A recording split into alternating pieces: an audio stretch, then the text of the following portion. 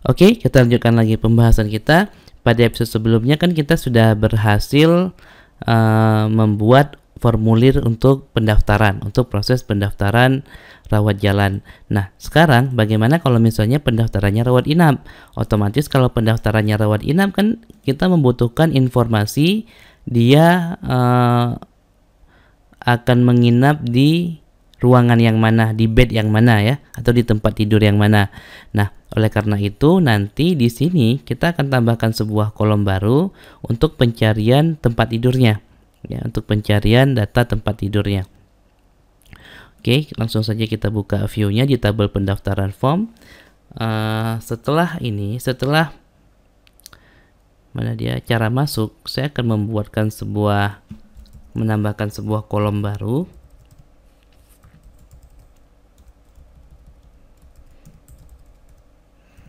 Menambahkan sebuah kolom baru untuk informasi,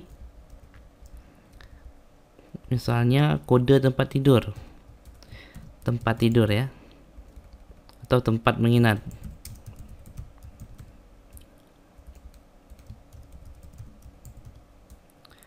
Atau ruangan dirawat. Nah, dia dirawat di ruang mana maksudnya.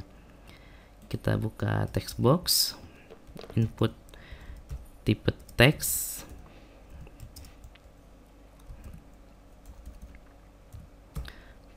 terus name-nya itu kode ruangan. Name-nya itu kode ruangan, bukan kode ruangan, kode bednya atau kode tempat tidurnya. Kita lihat di tabel tempat tidur, di sini ada kode tempat tidurnya, kode tempat tidur, placeholder, masukkan kode tempat tidur.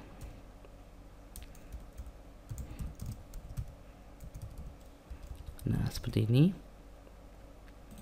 Jadi kalau saya refresh sekarang di data pendaftaran, tambah, nah sudah ada, masukkan kode tempat tidur. Kita beri kelas bootstrap, kelas form control. Nah, seperti ini. Nah, ya, masukkan ke kode tempat tidurnya. Jadi kalau misalnya dia nanti rawat inap, maka kode tempat tidur ini wajib diisi seperti itu. Oke, sekarang kita akan bahas bagaimana logiknya. Jadi logiknya itu adalah ketika data pendaftaran di-insert, jika nanti cara masuknya adalah rawat inap, maka kita akan membuat script untuk menginsert juga ke tabel rawat inap. Jadi di tabel rawat inap di sini menyimpan informasi nomor rawatnya berapa, tanggal masuknya kapan, ya, terus tanggal keluarnya kapan, kode tempat tidurnya berapa. Untuk menyimpan informasi si pasien tersebut dia berada di bed yang mana. Otomatis kalau misalnya kita udah tahu kode tempat tidur atau kode bed yang mana, ruangan dan nama gedungnya ketahuan juga gitu kan. Nah, nanti pencariannya itu bisa di sini tentang tempat tidur. Misalnya Anda pengen cari data, ya carilah data yang kosong kan, tempat tidur yang statusnya kosong. Tapi Mas Suris kan ribet, kenapa enggak di data pendaftarannya langsung? Kenapa enggak di sini langsung? Bisa saja, cuman prosesnya panjang ya. Bisa-bisa untuk form pendaftaran ini bisa untuk tutorial pendaftaran ini saja bisa jadi ntar 8 video khusus untuk ini saja. Nah, seperti itu. Jadi yang penting Anda paham alurnya. Masalah ntar bagaimananya Anda bisa modifikasi. Yang penting ilmunya dulu Anda punya. Masalah bagaimana nanti Anda mempunyai ide untuk implementasinya, untuk mengimplementasikannya, kalau sudah punya ilmunya gampang. Seperti itu ya. Penting konsepnya, kalau misalnya dia rawat inap, masukkan kode tempat tidurnya seperti itu. Oke, itu adalah konsep kita untuk saat ini, untuk tutorial kali ini.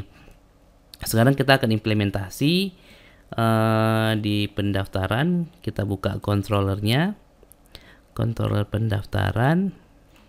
Nah, nyimpannya itu kan di sini nih, di create action ya. Nah, di create action, lalu di sini kita bisa buat script satu lagi. kita bisa buat script satu lagi. Di sini saya berikan komentar. Script ini digunakan untuk menyimpan data rawat inap.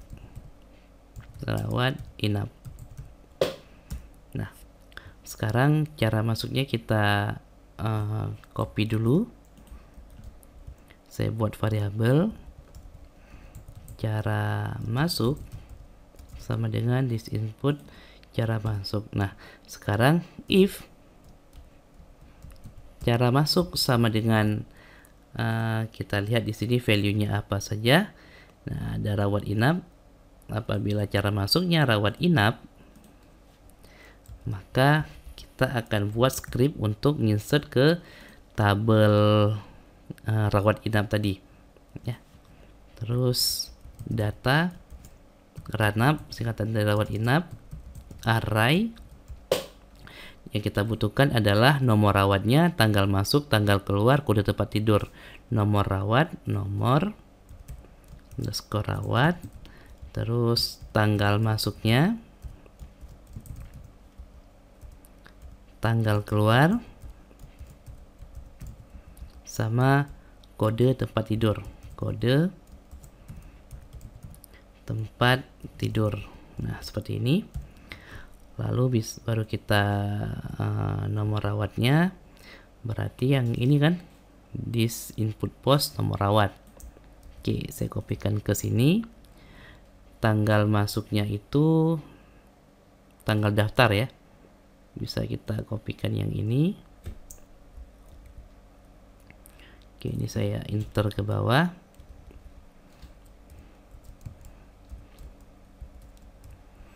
Oke, terus tanggal keluarnya karena ini baru masuk kan kita belum tahu nih kapan keluarnya. Ya udah kita kosongin aja dulu.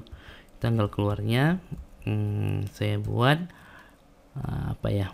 Misalnya formatnya kan tahun 000 4 bulan tanggal. Nah, ini aja dulu. Nah, untuk kode tempat tidurnya baru this input post yang tadi nih, yang kode tempat tidur ini. Nah, ini dia. Kita simpan informasi kode tempat tidurnya. Oke, sedikit kita rapikan.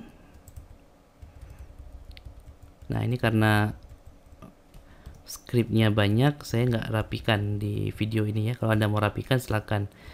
Jadi kalau misalnya Anda beranggapan, Mas Doris kok scriptnya jorok sih? Ini kan tutorial. Kalau saya rapikan nanti lama lagi selesainya. Oke, nanti kalau misalnya sudah mau implementasi atau memang diseriusin project ini baru kita rapikan ya. Nah, sekarang kita simpan this db insert ke tabel rawat inap. Nah, baru data ranap. Nah, seperti ini. Oke, sekarang kita coba tes ya. Kita coba tes, yang ini coba saya hapus. Saya akan coba masukkan pasien baru ya. Saya akan coba masukkan pasien baru. Tapi cara masuknya rawat inap, kode tempat tidur katakanlah saya akan lihat di sini misalnya 04 ya.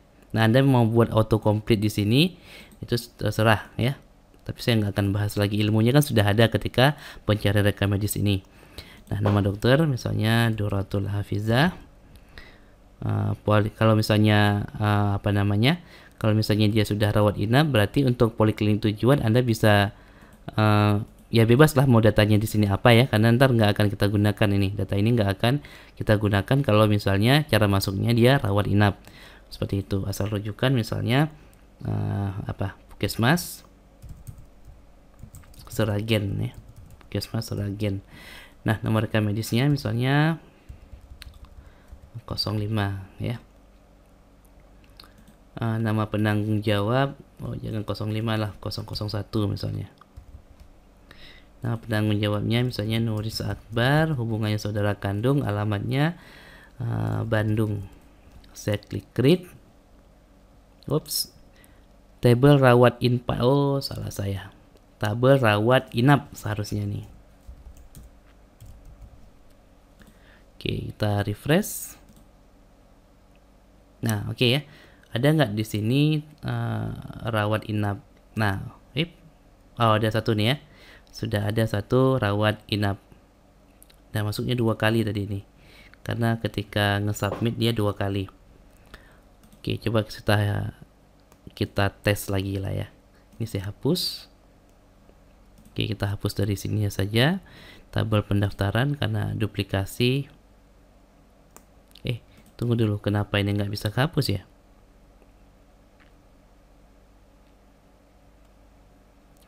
Delete 24.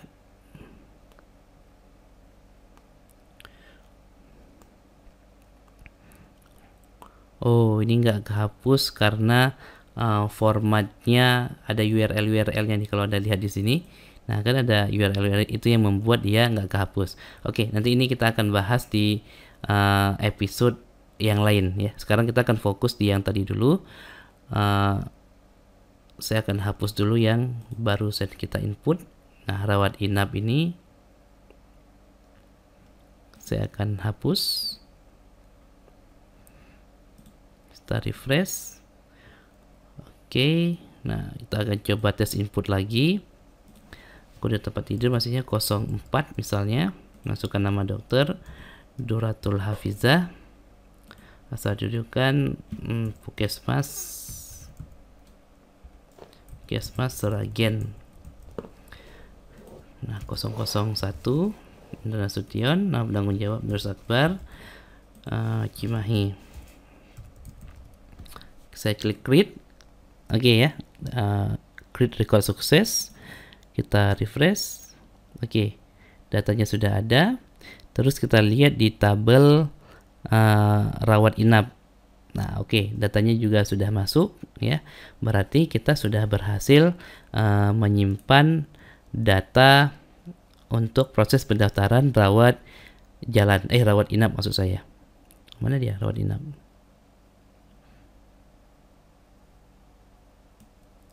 Mana rawat inap? Nggak ada. Tunggu tabel pendaftaran. Kok rawat jalan nih?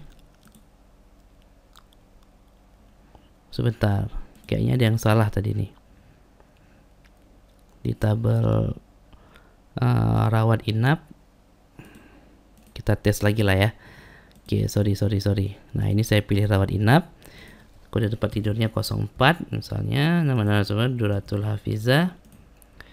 Oke, bayar sendiri. Asal rujukannya RS Seragen. Terus nomor rekam medisnya 002. Penanggung jawabnya Nuris, alamatnya Cimahi. Oke. Nah, sekarang ini kosong ya. Terus di tabel pendaftaran juga nggak ada yang rawat inap. Oke, sekarang ini saya pilih rawat inap, saya klik create. Oke, sudah masuk. Nah, tapi kenapa kok rawat jalan semua ini? Oh, ada nih satu rawat inap ya. Nah, dia sudah ada rawat inap sekarang. Nah, sekarang kita cek ke tabel rawat inap. Nah, datanya sekarang sudah masuk seperti itu. Oke, berarti sampai episode kali ini kita sudah berhasil membuat untuk proses pendaftaran rawat jalan dan rawat inap. Nah, di episode selanjutnya nanti kita akan ngebahas proses pemisahan untuk laporan pendaftaran rawat jalan dan rawat inap. Untuk episode kali ini saya rasa cukup sekian. Sampai jumpa di episode selanjutnya.